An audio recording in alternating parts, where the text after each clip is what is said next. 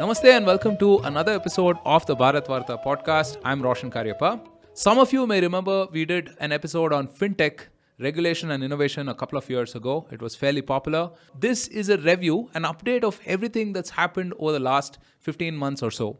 We have Monica Jasuja, who is a senior FinTech leader. She's worked at companies like PayPal and MasterCard and Govt Financial. On the podcast talking about the innovation side of things.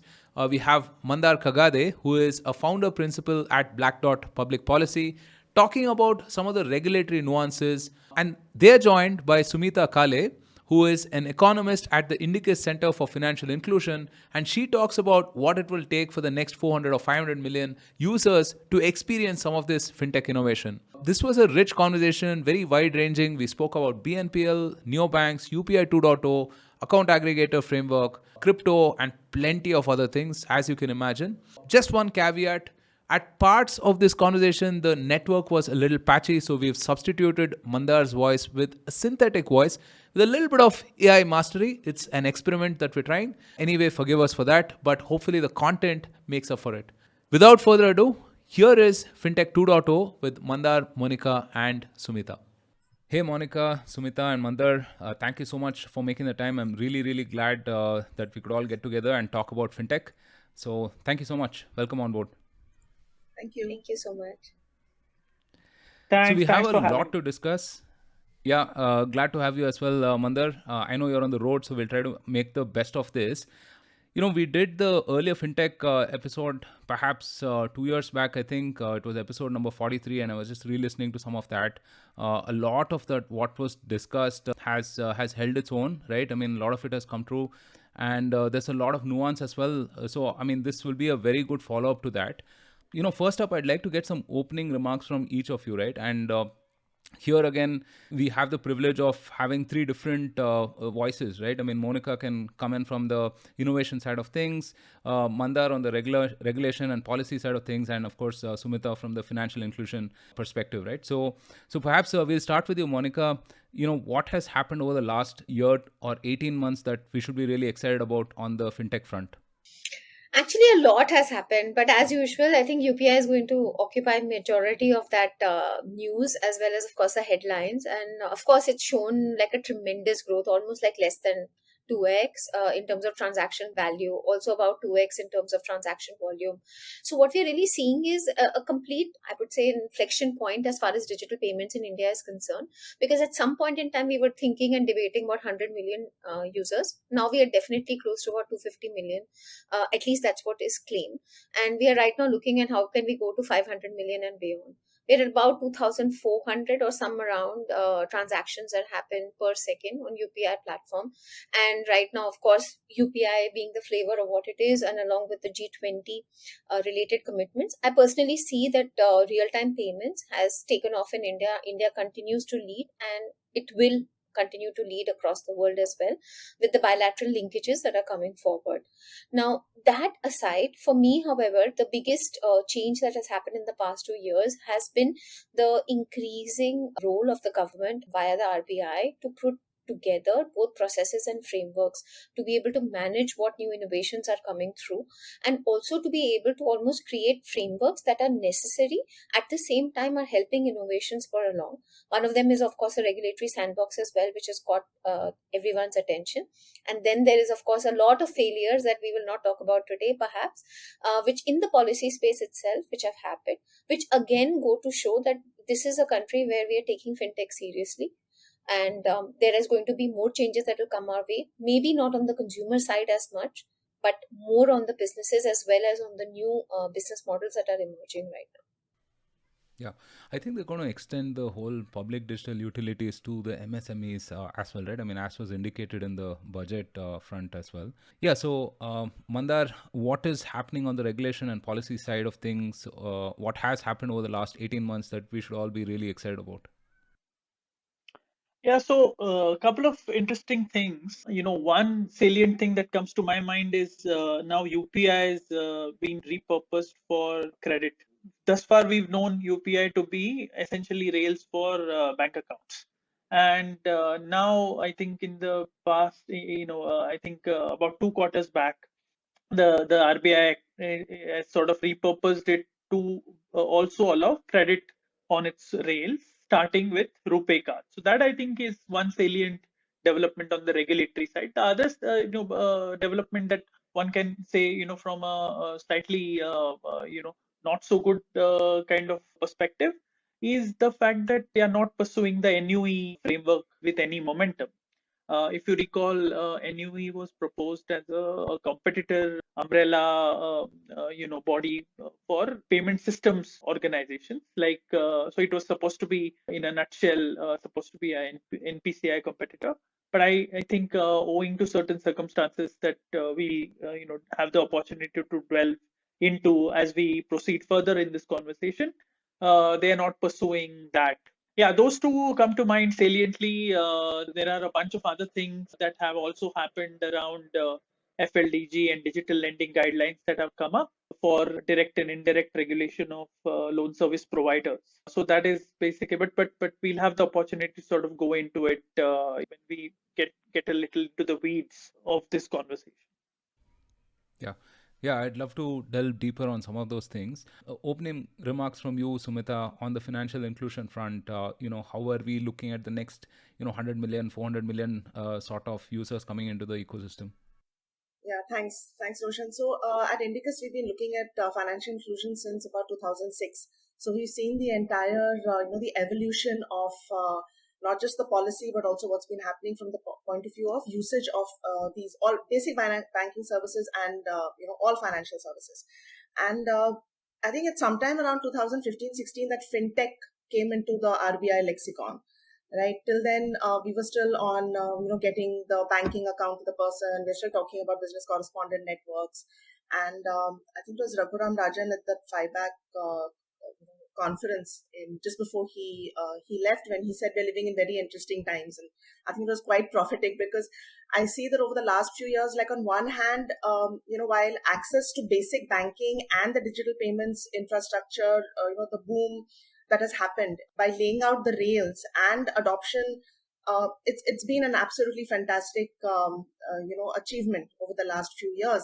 But at the same time, with the fintech coming in, which is beneficial for disrupting the existing system and actually serving segments which the banks are not typically interested in, like you'd have people talking about gig workers now. It's very, very specific consumer segment. There's dairy tech, there's agri tech, there's now you're talking about climate tech, for instance. So they're very, very, very focused segments which banks are, with their PSL, they have a very conservative, focused mindset. So MSMEs also, the way fintech looks at MSMEs is totally different from the way the banks would actually look at it. So from the Reserve Bank point of view, I think from the ringside seat, I find that they're kind of grappling with this, like, when they're talking about innovation and they're talking about customer protection, because while you can get very easily, let's say, excited about truly excited about all the achievements and all the, impressive strides that we're taking, this India Stack, ONDC, Samati, Account Aggregator. There's a lot of action going on. But at the same time, you have a huge population in the country that is very, susceptible to fraud and to manipulation or to extortion and stuff like that, extortion and things like that. So I think balancing this customer protection and innovation, balancing that line is probably one of the most difficult tasks for the Reserve Bank. Yeah. Yeah. Okay. Interesting opening remarks from everyone. I have follow-ups for all of you. So, Monica, we've seen, especially over the last few months, that the government is keen on extending this UPI beyond that to UPI 2.0, right? Mandar mentioned lending, credit. I also see a lot of this personal finance management, financial management angle also coming into it. So how is that what is that roadmap looking like? So, I'm going to be the devil's advocate here, but I'm not as gung-ho about UPI and credit. 80 million credit card customers, they're all people like us who have various options. For me, I don't see why this is such a great moment to celebrate. Of course, it would be for RuPay card holders, and I have absolutely no doubt that every form factor should be available for us to use, every instrument. For me, however, the biggest moment that we forgot to ask, but thanks to Sumita, we brought that back up, which is financial inclusion. I think UPI, if we have to ever cross that 1 billion a day mark, then we need to make sure that other people who don't have access to regular, like smartphone people like us, right, they use it pretty smartly, and I think we need to provide that access. So for me, I am most gung-ho about, and of course very bullish about, the fact that once UPI makes all these features available, and of course the government continues to spend on consumer education, the feature phone users who start using the product, I think that's when we'll see that again, that big inflection point where the hockey stick growth will happen, because they will start, not, it's not about trusting services. Let's be honest, it's the government, they will trust the services provided. It's about the ease of access. So for me, these are the two things that I think for which definitely augur really well to what is in store. Having said that, as far as the innovation angle is concerned, actually UPI has been innovating since I think in eternity. Every single couple of months they have some PR release out, but this is about actually making the product a little better. Like for example, recurring payments, for example, the ability to be able to offer credit. Now again, multiple use cases can be built on top of it as a digital public good, which is debatable because a lot of people have views on that. But personally speaking, again, I think UPI has done its job in being able to create that mass understanding of how to use digital payments. Now it's up to the rest of the ecosystem to actually come together and build on top of it, instead of all the fintechs only focusing on the user experience and the walled gardens that they're trying to create on top of the UPI or the VPA handle. That's one. And secondly, Sumita again has mentioned MSMEs. It's very important to understand that for us, we still need to focus on the acceptance of digital payments. Therefore, the subsidies aside, how do we make sure that merchants start accepting any form of digital payment and going a little bit beyond UPI to be able to access this entire infrastructure which is being created by the Aadhaar or India stack? Right. Mandar, last time when we spoke, there was this thrust for creating, quasi banking institutions, right, which are a lot tech led and so on. I think the whole new license was also a part of the same itself, but that has sort of slowed down rather, right? I mean, new has been put on hold, as you mentioned.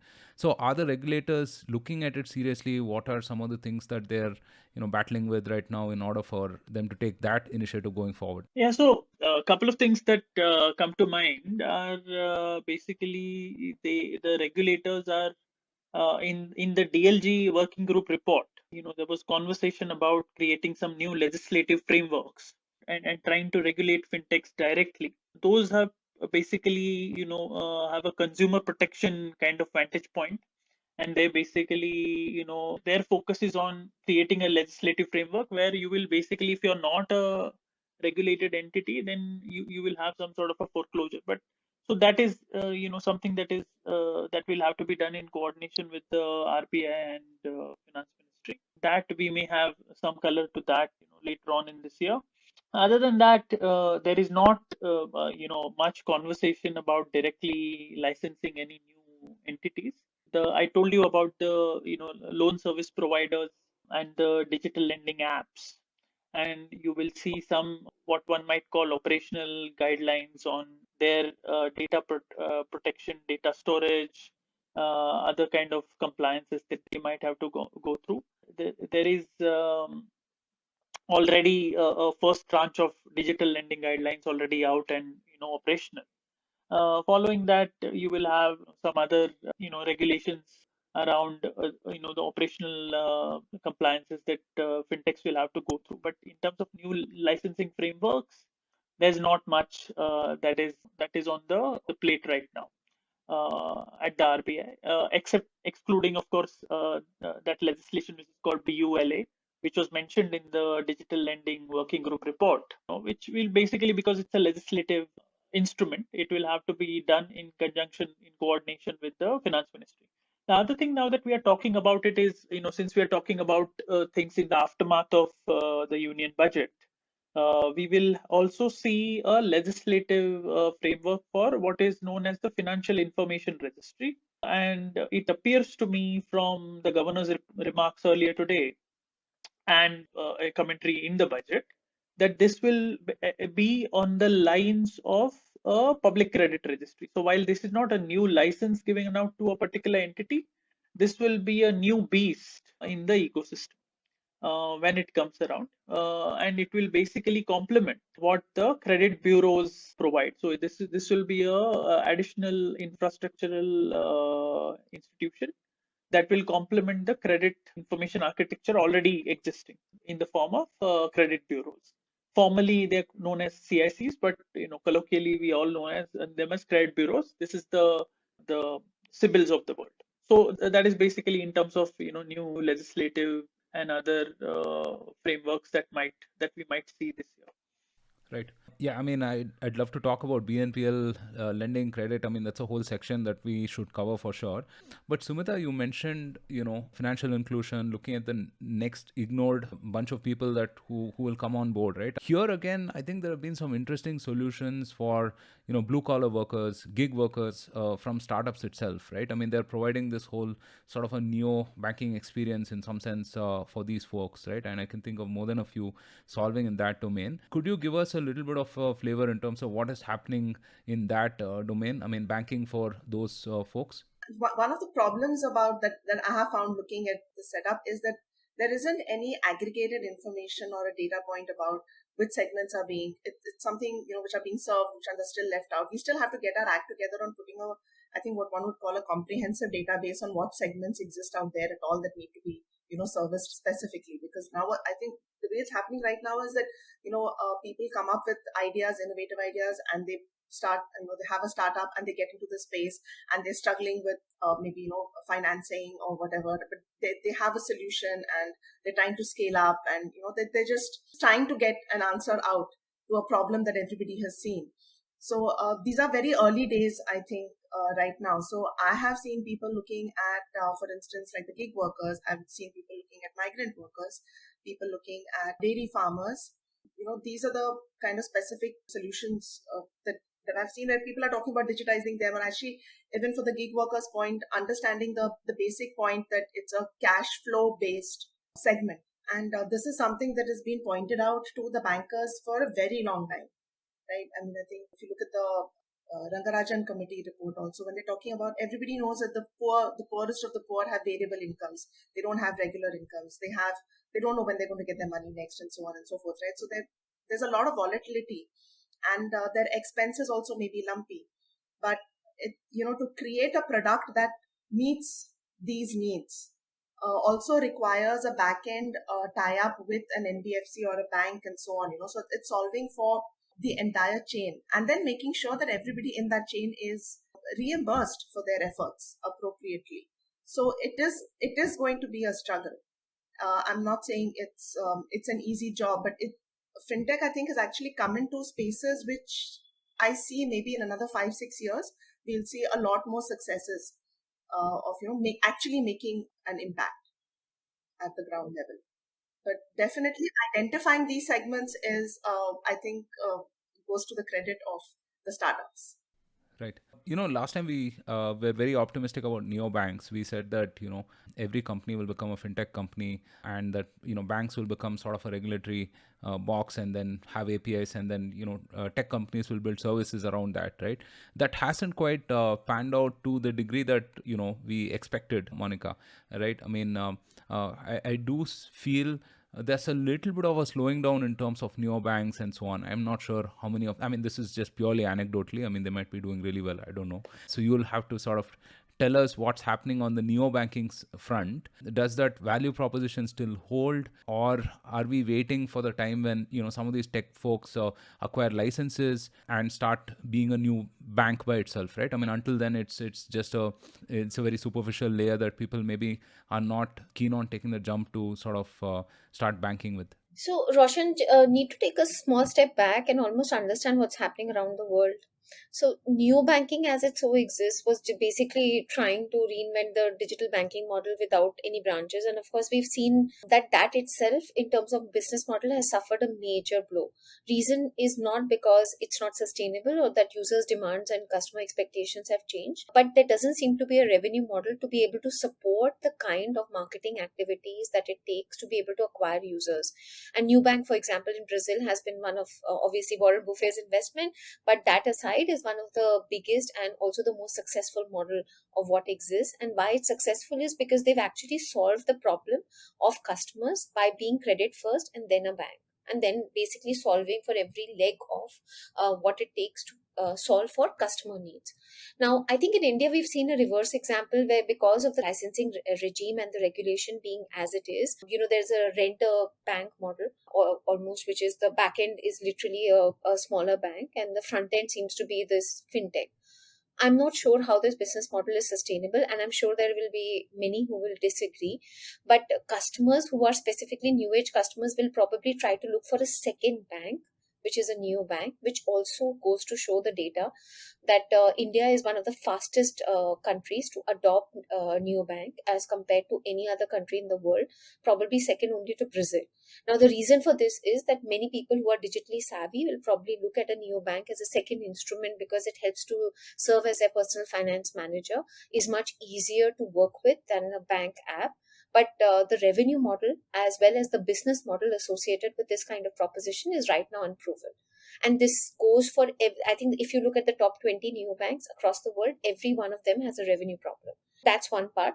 The second part, which is very, very critical that you mentioned, which is solving for the infrastructure layer, which is how do banks make their services available through APIs so that fintechs can build on top of it and create this, fintechs go very, very deep and they go very niche and they solve problems. I think RBI again will do that job with the regulatory sandbox more than the banks can, because banks are just not able to keep up to that speed. There are a few banks, which we'll obviously not name, which have provided a lot of services to fintechs and have now fallen into trouble because of either lack of compliance or looser guidelines of following compliance, which has obviously landed them into trouble, which sets a bad precedent for all the others who want to follow suit and work with innovative, fast-moving companies. So, in a nutshell, I feel that there will be an API layer or an API infrastructure player company, which will actually solve this problem by making infrastructure level services available for the larger ecosystem to benefit, like it has been done across the world. I don't see how a bank would be able to serve that segment unless they completely transform themselves. No, and absolutely. I think this part about the revenue model and not who is getting how much money to sustain even for the future. I don't think they've even cracked it for the PC network, which is for basic banking. Especially as you go into the remote locations, especially as you start going to the rural areas. The creamy layer which is there in the urban areas is going to be immediately onboarded, and the problems are solved for them. But you have a huge country, and you have, like I said, loads of very, very specific segments that really, their needs really need to be addressed. And it's not just basic banking; it's also like insurance, health, pension is higher level, but emergency funds which are needed, credit which is just to roll over for the next day.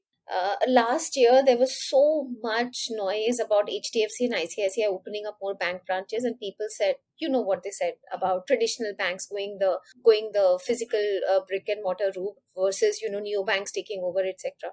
But the fact of the matter is, Sumita just explained, right? Like, there are so many problems to be solved, and the opportunity size is so large. Why would banks not want to invest both money as well as infrastructure in appealing to this bigger majority which is out there? So I think neobanks are competing with banks, like the really big banks in India, which is very different. No, I think this whole branchless banking future that we kind of envision, I think is some distance away, right? I mean, given the scale at which India operates, surely. But I do feel that there are a bunch of solutions enabling the banking correspondents, right? I mean, like I can think of Spice Money, for example, that gives them enough tech for converting like a Kirana store into like a banking unit by itself, like a mini branch, right? I mean, where people can borrow money, they can pay bills and so on. But do you worry, Sumita, that given that the revenue and the business model and the incentives are not quite there at this point of time, that it might take a lot of thrust from the government itself to sort of make progress on the inclusion front? Because I don't think startups will be like really keen on exploring the Bharat 2.0, 3.0 sort of demographics. Yeah, I think it gets tougher as you go into the interiors, and there will be a need for the government to step in at those points. So, PMJDY has solved a problem across most parts of India, but so now it's time for them to actually go deeper and identify. They've done aspirational districts, now they've gone into blocks. They've started looking at the block level and so on. But they will have to start going more and more granular as you get into the country. And the same thing is happening even for women as a segment. I mean, the government is trying to do its best. There's an NRLM scheme for one Gram Panchayat, one BC Sakhi, right, of getting a woman as an agent. Obviously there are constraints to her working in the village because she has a bunch of things that she has to get done as well in addition to her banking work. But wherever it has already been rolled out, I think about 80,000 were already operational. And there are, I think, the CGAP and World Bank who actually been looking at the evidence into where all they've been operating in Bihar. They've really made a world of a difference in the small places where they're working. So, and on one hand, we're very excited about FinTech actually solving problems. But on the other hand, you do need to have these, this drudgery that's involved in training, certifying that agent, getting her to work, supporting her, making sure she has enough income and incentive to reach out to vulnerable segments inside very, very remote areas. So I think it's happening simultaneously, so it's fine. But maybe if the fintechs are solving for a large part of the problem, then it will leave the government resource space to actually focus more into targeted. Great point. Places. Yeah. So, Monica, I think we've seen a lot of flux on the BNPL side of things over the last year, right? Even as we speak, I think last week itself, a few loan apps were banned and so on. I saw some interesting statistics that there are around 80 to 100 million BNPL users, right? These are loans ranging from a few thousand rupees to a few lakhs, right? Obviously, a very valid problem to solve in a country that is as credit starved as us. Right. But what do you make of it? I mean, I also see a lot of, really sort of predatory sales tactics, not enough, very ambiguous sort of regulation, operating in the gray area and so on. Right. So what do you make of this whole BNPL thing? We've seen bunch of startups mushroom in that segment. I mean, do you think it's headed for some kind of consolidation? I don't see any other way around it. And by the way, this is again, if global indications are anything to go by, BNPL is in huge trouble this year. Reason being that there are two things. First of all, the business model specifically was about being able to give these low ticket sized loans at the point of sale, which started off with e-commerce and then went physical. But the fact of the matter is that right now BNPL is being used to, for example, buy groceries in the US. Now, I'm not saying that will ever and should happen, but it's also a reflection of our times. And when there are economically uncertain situations, at that point, the governments will do everything, including central banks, to be able to protect consumers. And when that happens, credit rights, the cost of capital rises, which means you can't have that leverage that you had with low, cheap capital being available that you could then make margins, add a margin and you could make a lot of money out of that. Now, my question really was that at least in India, we have a forward-looking framework with hopefully collections when it's more, I would say, streamlined and operationalized in a way, then people have to operate within that gambit.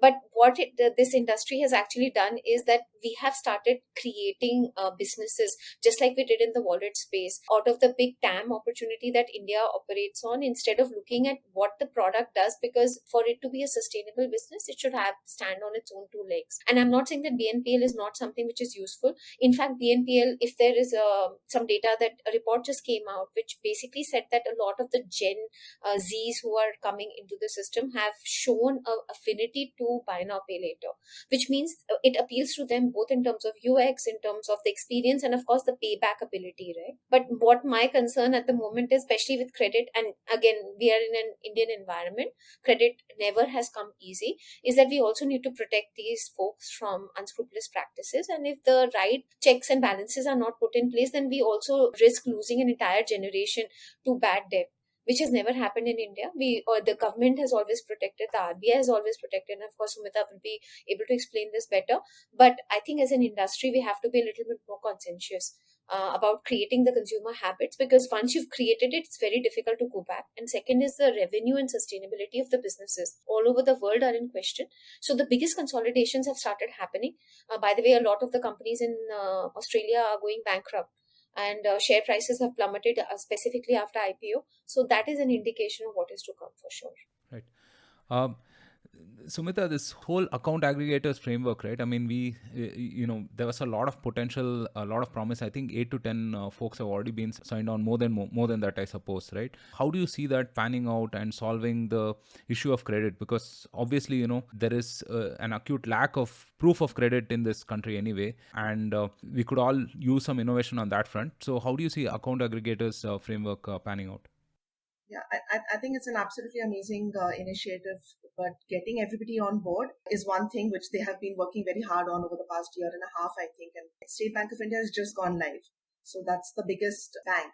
So we'll see how, you have to give it some amount of time for people to understand how the system works, and how do I give a consent, and for that inflection point again to happen. I'm guessing probably another couple of years, and you're going to see a huge uptick in what's happening, especially because now State Bank has gone online and we've got the GST on as well. So essentially, the principle is very simple, that I'll be able to give consent to a bank to actually share my statements, or to GST, and to give my information and all to any provider to access, and then create their own models for giving me credit. We have to wait and see. I want to wait and see how the banks actually adapt to this, whether they are also going to be rejigging their credit models and picking this up, or are they just going to be passing on information?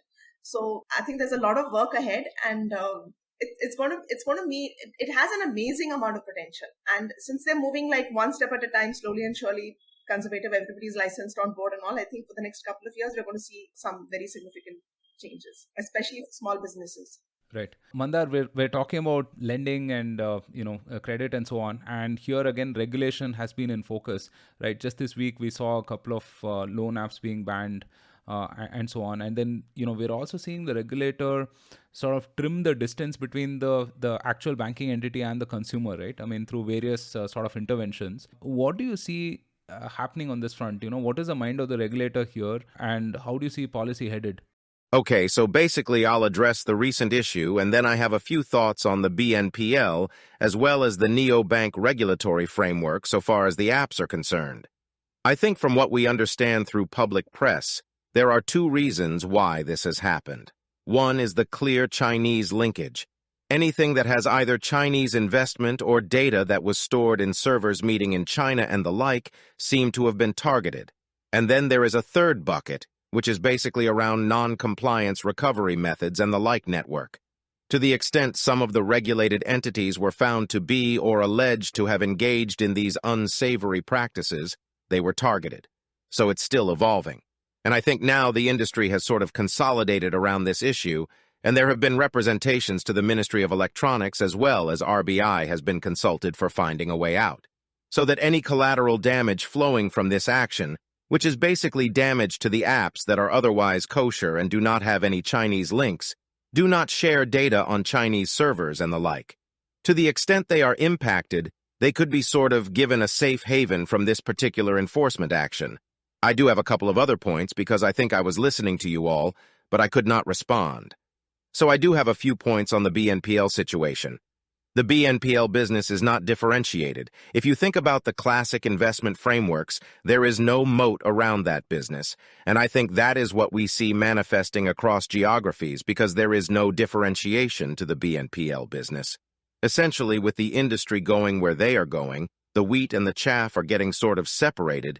You're going to have increasingly a situation where BNPL players are going to get acquired, and the industry is going to consolidate so far as neobanks are concerned. I think the other panelists did mention about viability. I think the core issue is around viability as a shopfront OEM, that is to say, a bank. Neobanks can only do so much. I think what ideally we need is a licensing framework for neobanks to convert them into full licensed banks, of course subject to capital adequacy and other requirements. So in other words, regulatory with existing incumbent banks, but licensing framework around it so that they can have revenue sources like NIM, which a bank has, NIM being net interest margin and other kind of traditional sort of revenue sources that a bank might have. So I think in the absence of neobanking, the current model will experience periodic stresses and essentially in terms of the effectiveness and inclusion element, also current deepening element or liability facilitation element. When I say liability facilitation element, I basically mean both on the MSME and retail side. They will be constrained to that extent. So I think I'm happy to take follow-ups on that. Yeah, I'll get back to you on that front. But yeah, I had a question on this whole funding winter and the low interest rate phenomena going, changing, right, for Monica. How much of all of the innovation we saw over the last year, 18 months was function of, just too much money being available in the market for people to go and try different things out and really experiment, and what do you see happening going forward as a result of like rising interest rates, lack of availability of as much capital and so on the fintech front? So, Roshan, at least in the fintech side, we were solving for problems and we still continue to solve problems that maybe don't need solving. And this is not a testament of the entire industry, but what has happened is when a lot of free money is available and it's very easy to do a Me 2 or a Me 3 or a Me 4 and still be able to get away and be able to sustain yourself for a certain period of time without ever being questioned, because you're able to show growth based on amount of funds that are readily available. But in terms of trying to solve real problems, I think InsurTech, for example, right now there's AgriTech, we've been hearing of climate tech, right?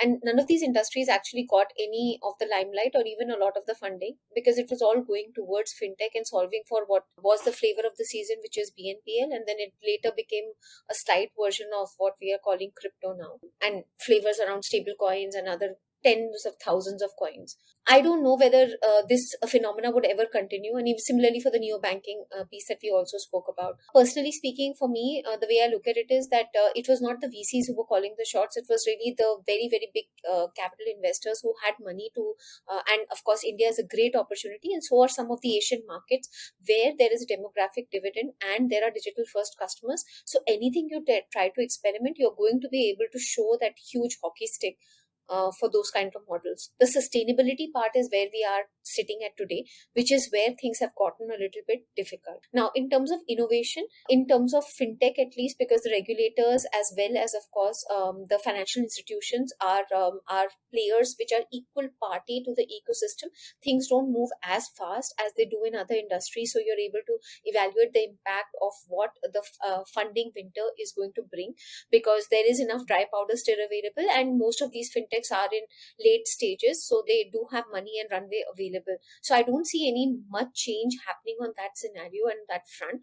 The difference is going to be for the founders who are really solving problems, for them to be able to get the money, which they will probably not get right now because of the situation that we are in. And as far as innovation is concerned, I feel that at least in India, we are protected because we still have the regulator who is playing his part to be able to ensure that the system benefits. But I don't think that the VCs will be able to create these new age models, especially in the fintech side, at least in the 1 or 2 years in the foreseeable future. It will be a lot of consolidation and stabilization of what exists to be able to get to the path to profitability and to get to that stage. Right. Sumita, as we talk about access and innovation, right, I mean, it's also important for us to think about some kind of frameworks and so on to protect people, right? I mean, who may not be digital natives, who are, just simply coming on board on these platforms. And to that end, the government has also been conscious of these things. They've done a few other things like data localization and so on. Do you see any other initiatives from the government on that side to sort of protect the consumers as such? There are lots of financial literacy centers, financial literacy FLCs that are being rolled out across the country for actually one-on-one engagement with people to get them to understand even the basics of finance or protection, how to protect yourself from various things. Maybe if somebody funds another movie like Jamtara or something, it'll be one more. It'll go a much longer way than this. But I think regular advertisements, because these kind of things also go a lot with word of mouth experiences. So you want to just make sure that if it's a bad experience, it doesn't mean that the persons are put off the entire experience in the entire industry. I don't want to touch it again. So that's why it's extremely crucial that I think even the industry is a little more careful about, customer grievance redressal, for instance, making sure that the complaints are addressed and not ignored. So there's a awareness part and there is an industry redressal part, a grievance redressal part, that both sides have to be put in. And I'm not sure whether, when people are looking at the solution, whether they actually manage that feedback loop, manage to invest enough in that feedback loop as well. So there, I think, and Monica or Mandar have something to say on that part of it. I think that would be useful. Yeah. So Mandar, I'd love to get your thoughts on crypto in terms of taxes and regulations.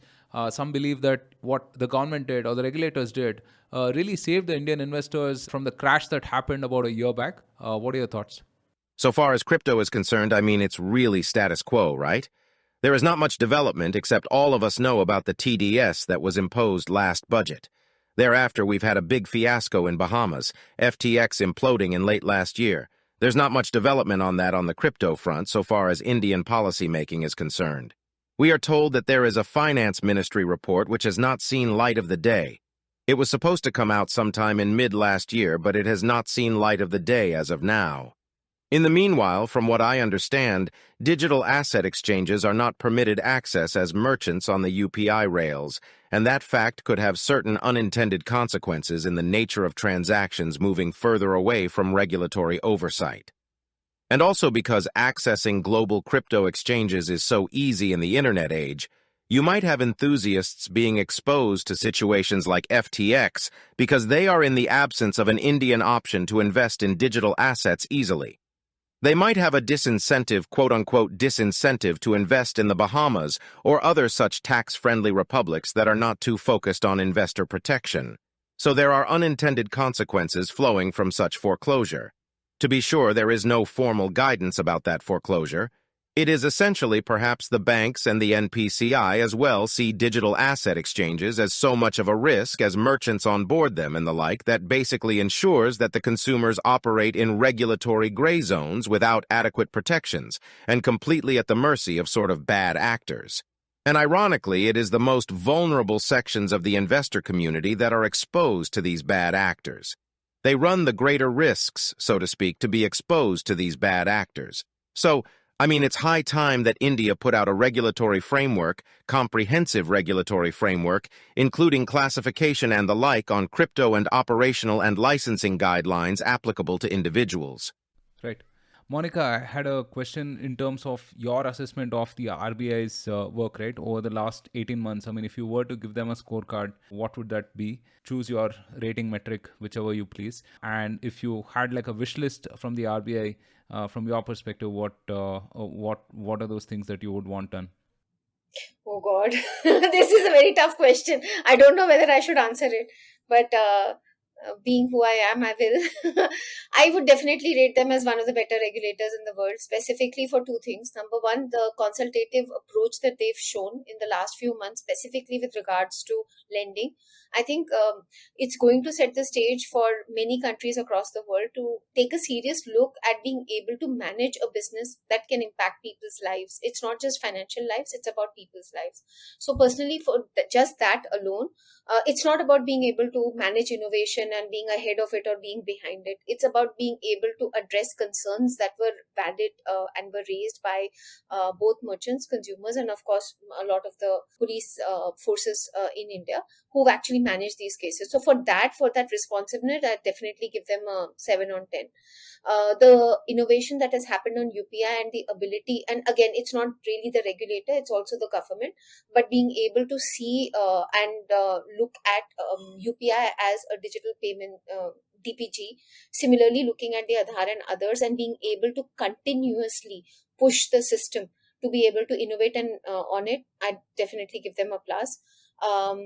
The thing that I would expect a little bit more of would be transparency, specifically because everybody has been asking for a separate fintech regulator, because I personally believe that having a fintech arm would just make it a lot more easier for everyone to not only understand the nuances of what goes behind the closed doors, but exactly to the point that has happened about a couple of apps being banned. If there is end customer impact, being able to understand it, being able to verbalize it, and being able to make end consumers understand that would be really great. So that would be my only ask. And that has been a constant demand from the entire industry, because it also gives us face time to directly speak and understand what they are thinking and how can we innovate together. And I think that's pretty much all I'd say.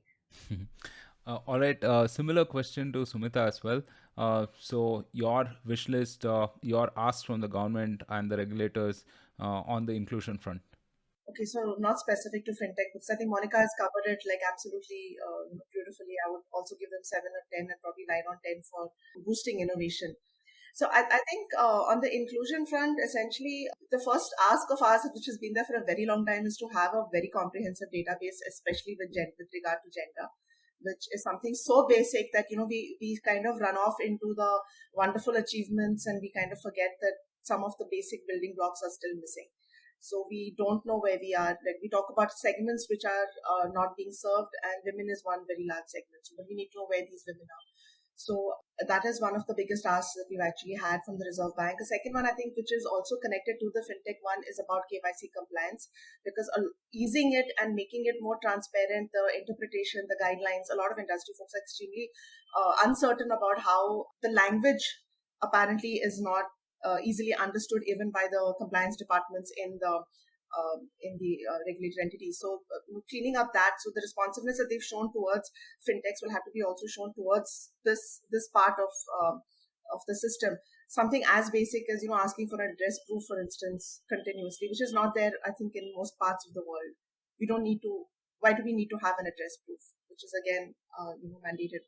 There are lots of little. We had this workshop once on KYC compliance, and it was supposed to be a couple of hours long, but I think people would have gone on and on and on for about 20 hours because there were like so much spewing out of them. It's the same thing, which is similar. It comes across compliance for everything else, that that there has to be the regulator as well as the entities have to be on the same page as to what is being asked. So, and again here, for instance, in the ban, we don't know where the problem is, who has a problem, what is the problem. If there's clarity out there, a lot of people who want to be honest and fall in line will fall in line. They want to be honest and they don't know whether they're going to be pulled up, right? So I think those are the two big asks that I would put out right now.